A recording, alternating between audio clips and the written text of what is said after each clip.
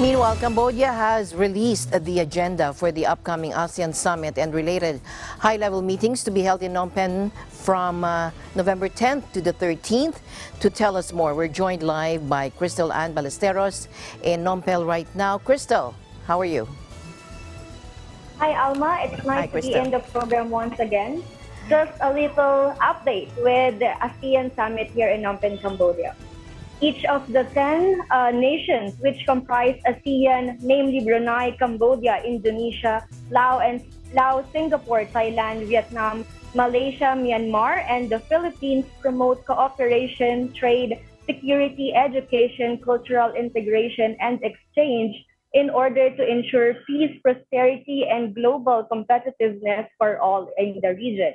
Biannually since 1976, the first ASEAN summit, which was held in Bali, Indonesia, respected leaders and members of the ASEAN joined together in a meeting to discuss economic, political, security, and social matters of the countries in Southeast Asia, to deliberate and create a policy guidance and take decisions on the pressing issues referring to the objectives of the association. On the 11th of November this year, ASEAN leaders and delegates will once again gather together here in Phnom Penh, Cambodia to celebrate the 40th and 41st ASEAN Summit and moreover to address the present dilemmas faced in the region. The event would commence with the 8 a.m. opening ceremony to be followed by the photo exhibition on Cambodia's contribution to ASEAN and to conclude with the ASEAN Summit plenary session, which would compose of the ASEAN and G6 leaders.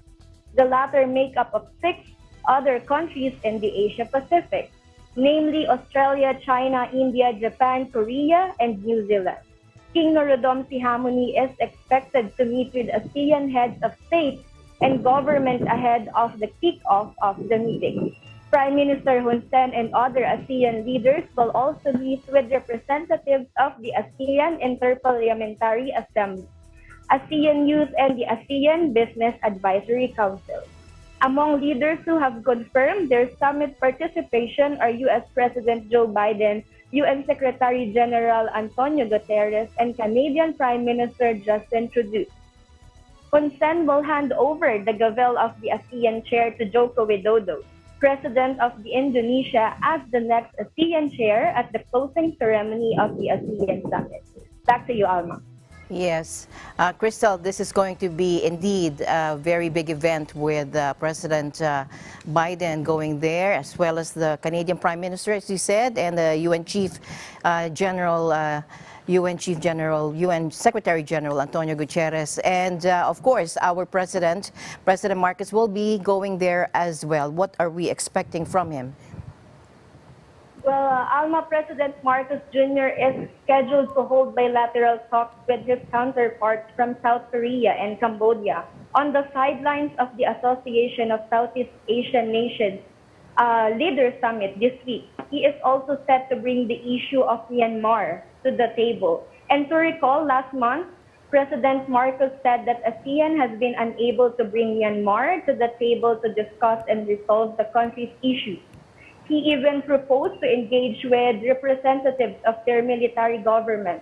So President Marcos, as expected, wants to talk about the issue regarding Myanmar with his fellow Southeast Asian leaders. Mm-hmm. And also, of course, we are expecting a very tight security there. How is it? How is the preparation regarding security? Mm-hmm. Well, actually, Alma, our team was in the venue yesterday, and there are a lot of preparation going on.